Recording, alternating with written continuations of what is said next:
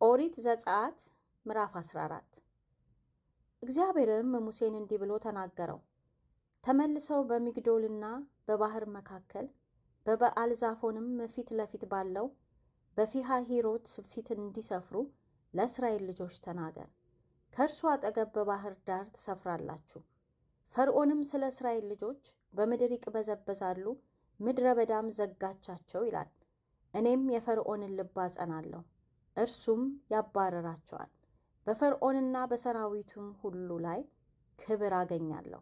ግብፃውያንም እኔ እግዚአብሔር እንደሆንኩ ያውቃሉ። እነርሱም እንዲሁ አደረጉ። ሕዝቡም እንደኮበለሉ ለግብፅ ንጉሥ ነገሩት። የፈርዖንና የባሪያዎቹ ልብ በሕዝቡ ላይ ተለወጠና እንዳይገዛልን እስራኤልን የለቀቅነው ምን አድርገናል አሉ። ሰረገላውንም አሰናዳ፣ ሕዝቡንም ከእርሱ ጋር ወሰደ። 600 የተመረጡ ሰረገሎችንም የግብፅንም ፈረሶች ሁሉ በእያንዳንዱም ሰረገላ ሁሉ ላይ 3ኞችን ወሰደ። እግዚአብሔርም የግብፅን ንጉሥ የፈርዖንን ልብ አጸና፣ እርሱም የእስራኤልን ልጆች አሳደደ። የእስራኤልም ልጆች ከፍ ባለች እጅ ወጡ። ግብፃውያንም የፈርዖን ፈረሶች ሰረገሎችም ፈረሰኞችም ሰራዊቱም ሁሉ አሳደዷቸው።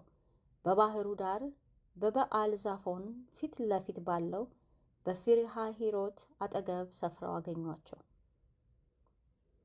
ፈርዖንም በቀረበ ጊዜ የእስራኤል ልጆች ዓይናቸውን አነሱ፣ እነሆም ግብፃውያን በኋላቸው ገስግሰው ነበር። የእስራኤልም ልጆች እጅግ ፈሩ፣ ወደ እግዚአብሔርም ጮኹ። ሙሴንም በግብፅ መቃብር ስላልኖረ በምድረ በዳ እንሞት ዘንድ አወጣህንን? ከግብፅ ታወጣን ዘንድ ይህ ያደረክብን ምንድን ነው? በምድረ በዳ ከምንሞት ብንገዛላቸው ይሻለናልና ተወን፣ ለግብፃውያን እንገዛ ብለን በግብፅ ሳለን ያልንህ ቃል ይህ አይደለምን? አሉት። ሙሴም ለሕዝቡ አትፍሩ፣ ዛሬ የምታዩአቸውን ግብፃውያን ለዘላለም አታዩአቸውምና ቁሙ፣ ዛሬ ለእናንተ የሚያደርጋትን የእግዚአብሔርን ማዳን እዩ። እግዚአብሔር ስለ እናንተ ይዋጋል፣ እናንተም ዝም ትላላችሁ አላቸው። እግዚአብሔርም ሙሴን አለው፣ ለምን ትጮህብኛለህ? እንዲጓዙ ለእስራኤል ልጆች ንገር። አንተም በትርህን አንሳ፣ እጅህንም በባህሩ ላይ ዘርጋ፣ ክፈለውም። የእስራኤልም ልጆች በባህር ውስጥ በየብስ ያልፋሉ። እነሆም እኔ የግብፃውያንን ልብ አጸናለሁ፣ በኋላቸው ይገባሉ። በፈርዖንና በሰራዊቱም ሁሉ በሰረገሎቹም በፈረሰኞቹም ላይ ክብር አገኛለሁ። ግብፃውያንም በፈርዖንና በሰረገሎቹ በፈረሶቹም ላይ ክብር ባገኘው ጊዜ እኔ እግዚአብሔር እንደሆንኩ ያውቃሉ። በእስራኤልም ሰራዊት ፊት ይሄድ የነበረው የእግዚአብሔር መልአክ ፈቀቅ ብሎ በኋላቸው ሄደ። የደመናውም አምድ ከፊታቸው ፈቀቅ ብሎ በኋላቸው ቆመ። በግብፃውያን ሰፈርና በእስራኤል ሰፈር መካከልም ገባ። በዚያም ደመናና ጨለማ ነበር።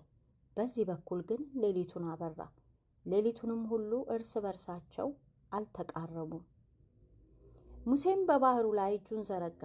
እግዚአብሔርም ሌሊቱን ሁሉ ጽኑ የምስራቅ ነፋስ አምጥቶ ባህሩን አስወገደው፣ ባህሩንም አደረቀው፣ ውሃውም ተከፈለ። የእስራኤልም ልጆች በባህሩ መካከል በየብስ ገቡ። ውሃውም በቀኛቸውና በግራቸው እንደ ግድግዳ ሆነላቸው። ግብፃውያንም የፈርዖን ፈረሶችና ሰረገሎች ፈረሶቹም ሁሉ እያሳደዱ በኋላቸው ወደ ባህር መካከል ገቡ። ንጋትም በሆነ ጊዜ እግዚአብሔር በእሳትና በደመና አምድ ሆኖ የግብፃውያንን ሰራዊት ተመለከተ። የግብፃውያንንም ሰራዊት አወከ፣ የሰረገሎቹንም መንኮራኩር አሰረ፣ ወደ ጭንቅም አገባቸው። ግብፃውያንም እግዚአብሔር በግብፃውያን ላይ ይዋጋላቸዋልና ከእስራኤል ፊት እንሽሽ አሉ። እግዚአብሔርም ሙሴን እጅህም በባህሩ ላይ ዘርጋ፣ ውሃውም በግብፃውያን በሰረገሎቻቸውም በፈረሶቻቸውም ላይ ይመለስ አለው። ሙሴም እጁን በባህር ላይ ዘረጋ፣ ባህሩም ማለዳ ወደ መፍሰሱ ተመለሰ። ግብፃውያንም ከእርሱ ሸሹ። እግዚአብሔርም ግብፃውያንን በባህሩ መካከል ጣላቸው። ውሃውም ተመልሶ በኋላቸው ወደ ባህር የገቡትን ሰረገሎችን ፈረሰኞችንም የፈርዖንንም ሰራዊት ሁሉ ከደነ። ከእነርሱም አንድስ እንኳን አልቀረም። የእስራኤል ልጆች ግን በባህር ውስጥ በየብስ ሄዱ። ውሆችም በቀኛቸውና በግራቸው እንደ ግድግዳ ሆኑላቸው። እግዚአብሔር በዚያ ቀን እስራኤልን እንደዚህ ከግብፃውያን እጅ አዳነ።